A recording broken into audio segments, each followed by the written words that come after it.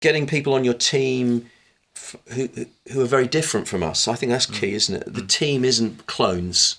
Yes, men, it's different voices, different points of view. But one of the things that we've picked up on over the years, as a church begins to grow, I've talked to you about this, Paul, years ago, that the insight that a church in some ways like a tribe, sociologically is a bit like a tribe. And a tribe has a chief medicine man, has a tribal chief who stands for the values, and has a chief administrative officer. And Lyle Schaller described this in one of his early books.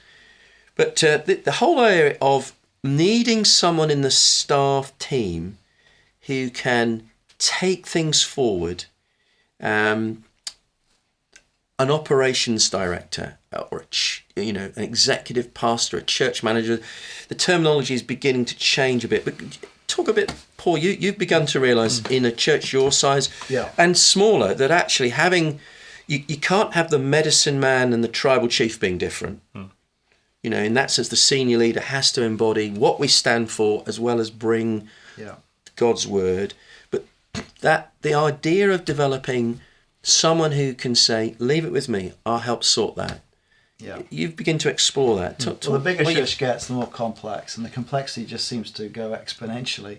And so you actually, when you get bigger, you need to communicate a lot more, and you have to be a lot more organised if it's going to run well. And I think we're coming to see at Charlotte that probably some of the things that are holding us back at this point are actually spaced still, because it's filled. So what we're going to do, are we going to go to 2 services? Are we going to plant? Well, we're thinking about trying to do both. But actually, people are doing a huge amount of work in their spare time, and they're feeling the stress and strain of that.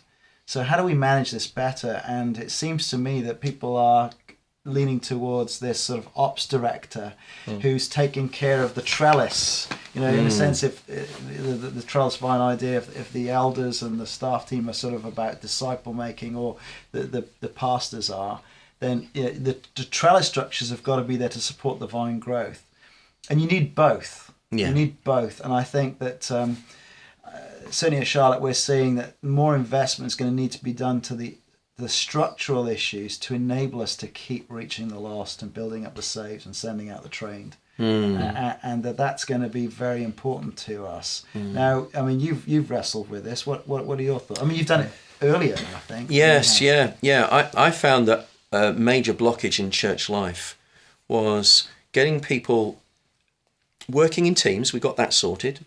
But then realising that those teams, to keep on thriving, needed a lot more input than I could give. And we needed somebody who could really devote themselves, not so much to giving orders, but to supporting the team leaders and their teams to keep thriving. And that was actually a full-time job. That then I could concentrate on training other leaders, bringing on younger leaders, casting the vision, facing some of the size dynamic issue, making sure that the evangelism was succeeding. But I needed somebody to really say, I'm happy to devote myself to working with leaders of tens, getting these teams working. And that actually that was a really important, structurally significant job. Because if those teams don't work well, gradually the quality of everything we goes down. People get discouraged. In fact, in a church our size, people really get ownership of the life of the church, not at members' meetings, where they have their say. It's impossible. But they get their ownership by having their say in their small team. But some of the teams didn't meet very often. The ordinary people weren't saying what they thought about how this team could work better. And I needed a staff worker really on that to say, get alongside those team leaders, get them having team meetings where ordinary members of the church feed in how they think the team could function better. Because that's where they're going to get ownership of all that goes on in the life of the church.